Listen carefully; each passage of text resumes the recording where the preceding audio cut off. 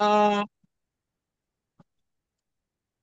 सकाळच्या श्रीमद भागवतम चर्चेमध्ये आपण आज जे बघणार आहोत, निष्काम भक्तीद्वारेच भगवंताचे खरे स्वरूप जाणता येते, ते स्कंद दुसरा, अध्याय 4, सृजन प्रक्रिया, श्लोक क्रमांक 19.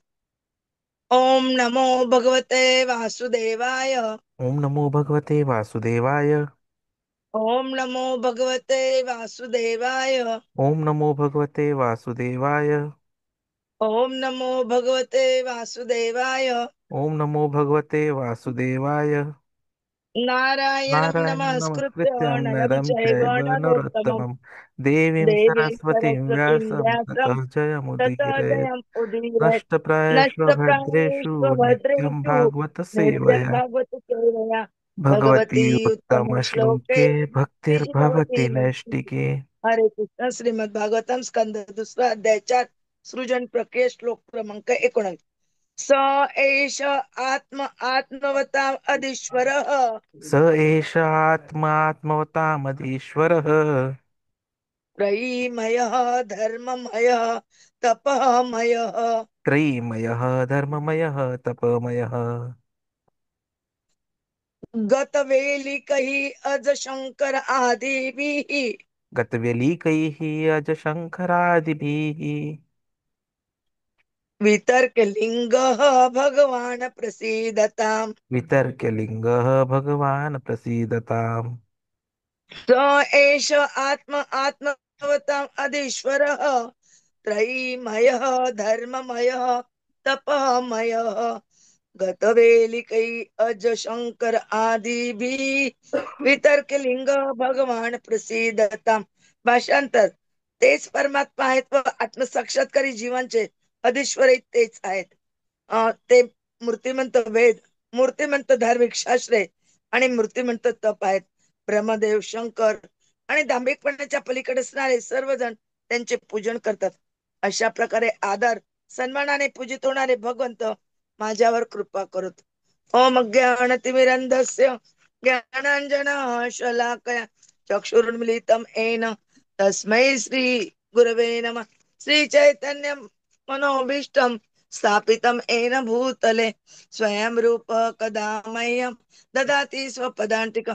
वन्देऽहं श्रीगुरोः श्रीतपदकमलं श्रीगुरून् वैष्णवांच श्रीरूपं साग्रजातं सगण रघुनाथान्वितं तं सजीवं साद्वैतं सावधूतं परिजन सहितं कृष्ण चैतन्य देव श्री राधा कृष्ण पदान् सगण ललिता श्री विशाखान्वितांच. नमो ओम विष्णुपदाय कृष्ण पृष्ठाय भूतले श्रीमते भक्ति वेदांत स्वामिनिति नामिने. नमस्ते सरस्वते देवे गौरवाणी प्रचारिणे निर्विशेष शून्यवादी पाश्चात देश तारिणे वांछा कल्पतरुभेच कृपा सिंधुभे एव च पतितानां पावनेभ्यो वैष्णवेभ्यो नमो नमः. जय श्री कृष्ण चैतन्य प्रभु नित्यानंद श्री अद्वैत गदाधर श्रीवासादि गौर भक्त वृंद. हरे कृष्णा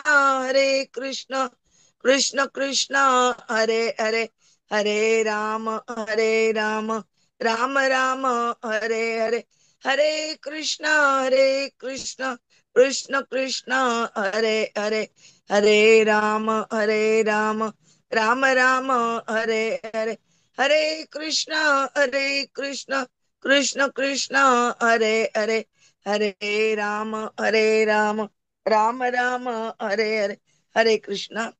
आपण श्रीमद भागवतम स्कंद दुसरा, अध्याय 4, सृजन प्रक्रिया, श्लोक क्रमांक 19 बघतोय.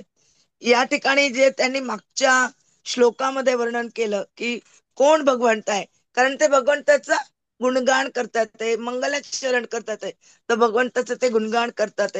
तर त्या गुणगानामध्ये त्यांनी सांगितलंय की सर्व मंगल भगवान श्रीकृष्णांना मी नमन करतोय.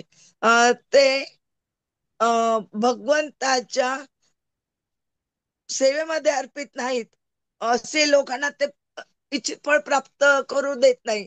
पण जे भगवंताची सेवा करतात त्यांना भगवंत स्वीकृत करतात आणि अशा परमात्म्यांना व आत्मसाक्षात्कारी जीवांचे ते अधीश्वर आहेत. अ, व पुन्हा मूर्तिमंत वेद, मूर्तिमंत धार्मिक शास्त्रे, मूर्तिमंत तप, ब्रह्मदेव, शंकर, दांभिकपणाच्या पलीकडे असणारे सर्वजण त्यांचे पूजन करतात.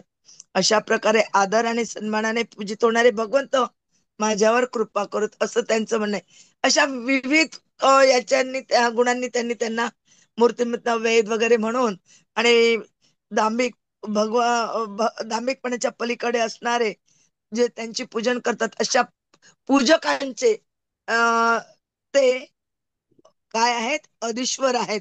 आणि अशा अधीश्वर असणाऱ्या भगवंतांचा ते आदर करतात ते आणि सन्मानाने अ, पूजित होणारे जे आहेत भगवंत, त्यांनी माझ्यावर कृपा करावी असं ते प्रार्थना करतात ते. आणि तेच याच्यात सांगितलंय. पुन्हा या श्लोकात प्रभुपादांनी सुंदर रीतीने तात्पर्यांमध्ये अनेक उदाहरणांद्वारून आपल्याला पटवून देण्याचा प्रयत्न केलेला आहे. त्यात त्यांनी सिद्धिकामी, नंतर मुक्तिकामी, भुक्तिकामी, कर्मकांडी वगैरे असे विविध प्रकार सांगून ते काय आहेत ते त्यामध्ये सांगण्याचा प्रयत्न केलेला आहे. आणि ह्या सगळ्यांमध्ये कृष्ण भक्त जे काय ते केवळ शांत शांत असतात, म्हणजे त्यांचं मन विचलित नाही होत. त्यांना माहिती आहे की जी काय आपल्याला प्राप्त होतं किंवा जी गोष्ट आपल्या बरोबर घडते ती केवळ भगवंताच्या कृपेमुळेच होत आहे. आणि हे सगळं करणारे कोण आहेत? भलेही आपल्याला सुख मिळो, भलेही आपल्याला दुःख मिळो, हे सगळं करणारे भगवंतच आहेत, हे त्यांना खात्री असते. आणि त्यामुळे ते कधीही टेन्शन घेत नाहीत. पण भुक्ती, मुक्ती, सिद्धिकामी जे काय ते नेहमी काय असतात? अशांत असतात. आता ते कसे असतात? भुक्तिकामी कोण, वगैरे प्रभूजी आपल्याला सुंदर सोप्या शब्दात सांगण्याचा प्रयत्न करतील, अशी मी त्यांना विनंती करते. हरे हरे कृष्ण. कृष्ण. दंडवत माताजी. तर परमेश्वर हे विविध साधना मार्गांचे अधिपती असले ना, तरी केवळ सर्व इच्छांपासून विरक्त, निष्कपट भक्तांद्वारेच ते खऱ्या अर्थाने समजू शकतात. विविध प्रकारचे आध्यात्मिक साधक येतात, कर्मी, ज्ञानी, योगी आणि शुद्ध भक्त. जसं माताजी बोलले तसं यातील फरक स्पष्ट आता ह्या श्लोकामध्ये आपल्याला कळून येतो. हे सर्वजण शाश्वत शांती किंवा मोक्ष मिळवायचा प्रयत्न करतात, परंतु फक्त निष्काम निरपेक्ष भक्तच पूर्णपणे परमेश्वराची अनुभूती घेऊ शकतो. तर परमेश्वराची अनुभूती ही महत्वाची आहे, कारण की आपला भगवंतांसोबत शाश्वत संबंध आहे. तर जेव्हा आपण म्हणतो की फक्त जे स्वतःच्या इच्छांपासून आणि दिखाव्यापासून मुक्त आहेत त्यांनाच हे मिळणार, तर अर्थात या भक्तांची वैशिष्ट्ये काय? शुद्ध भक्त, निष्कामी, स्वतःसाठी काहीच इच्छा करीत नाही. त्यांना फक्त परमेश्वरीची इच्छा करायची असते. त्यामुळेच ते पूर्णपणे शांत राहतात. त्यांना स्वतःसाठी काहीही हवे नसते. चैतन्य चरितामृतामध्ये सुद्धा म्हटलंय पहा की भक्त केवल शांत, भक्ती मुक्ती कामी, सदैव अशांत. तर आत्मसाक्षात्काराचे विविध मार्ग आहेत, परंतु त्यांच्या हेतू सुद्धा वेगवेगळे आहेत. जसं कर्मी हे मुक्तिकामी असतात. त्यांना ऐहिक सुख, यज्ञ, फळ यावं असतं. ज्ञानी अर्थात मुक्तिकामी, त्यांना मुक्ती हवी किंवा ब्रह्मलीनता हवी आहे. सिद्धिकामी अर्थात योगी, यांना सिद्धी, अनुभूती, शक्ती हवी आहे.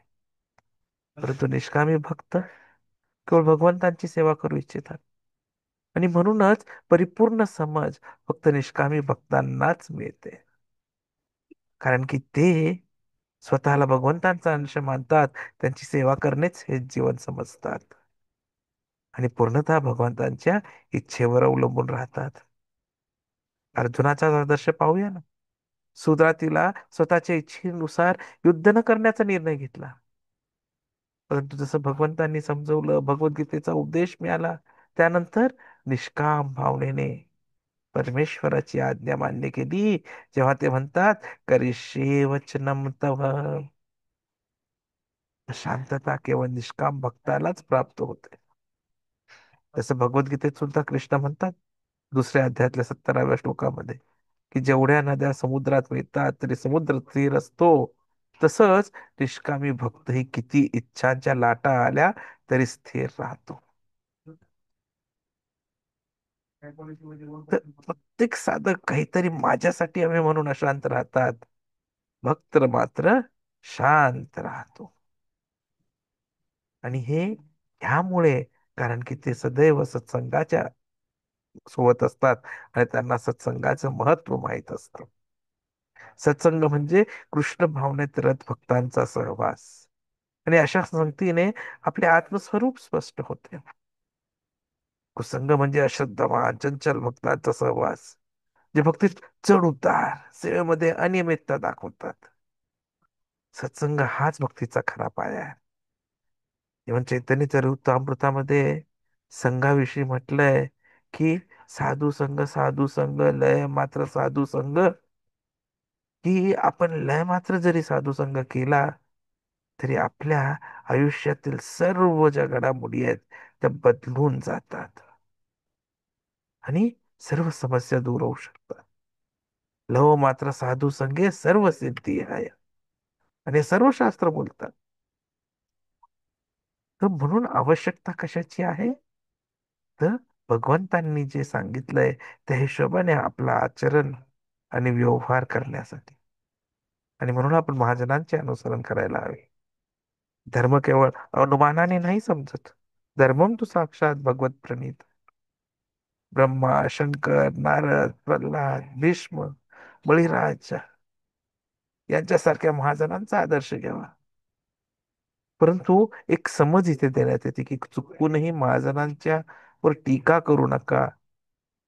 त्यांची भक्ती गंभीर वृत्ती समजून घ्या. आणि भक्ती एवढी महत्वपूर्ण असते की चुकून काही अपराध जरी झाला तरी भक्त हा पूज्यच असतो. भगवद्गीतेत भगवंत 9व्या अध्यायातील 30व्या श्लोकात म्हणतात, अत्यंत पाप केले तरी जर तू भक्तिभावात अचल आहे तर तो संत आहे. चुकाच नाही करत असे नाही, पण तो चुका सुधारतो व भक्तीत स्थिर राहतो. परंतु जो भक्तीच्या नावाखाली पाप करत राहतो तो खरा भक्त नाही. नाहीतर असतात काही लोक, रविवारी क्षमा आणि सोमवार ते शनिवार पाप. ब्रह्मा, शंकर हे सुद्धा चुकले तरी तात्काळ सुधारा करून घेतात, कारण ते खरे भक्त आहेत. तर आजच्या श्लोकामध्ये जेव्हा हे भगवंताचं मंगलाचरण करतायत तेव्हा एक गोष्ट जाणवते आणि ती म्हणजे निष्कामत्व. पण निष्काम राहणं म्हणजे निष्क्रियता नाही. इच्छा येतात त्या स्वाभाविक आहेत. फक्त भक्त काय करतात ना, त्यांना महत्व देत नाही. सर्व इच्छा भगवंतांसाठी वापरतात. म्हणूनच ते खरे निष्कामी. हरिदास ठाकूरांचं उदाहरण घेऊया. मायादेवीनेही त्यांना विचलित करू शकले नाही.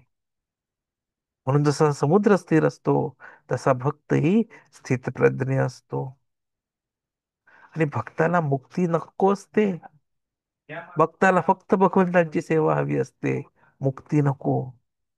इतर साधक जे असतात ते अपूर्ण इच्छा असल्यामुळे अशांत राहतात. परंतु भक्त समाधानी, त्यांना स्वतःसाठी काहीच नकोय. अहेतुकी भक्ती हाच आत्मा व परमात्म्याचा खरा संबंध आहे. तर निष्कर्ष हाच की भगवंताला निष्कपट भक्तच प्रिय असतो. फक्त निष्काम भक्तीच्या मार्गानेच खरी शांती आणि परमेश्वराची अनुभूती मिळू शकते. सर्व आध्यात्मिक प्रगतीसाठी भगवंतांची कृपा, चांगली संगत आणि निष्काम वृत्ती आवश्यक आहे. परमेश्वर सर्वांचा आहे, पण त्याला प्रत्यक्ष अनुभवतो तो केवळ जो निष्कपट आणि सेवाभावी.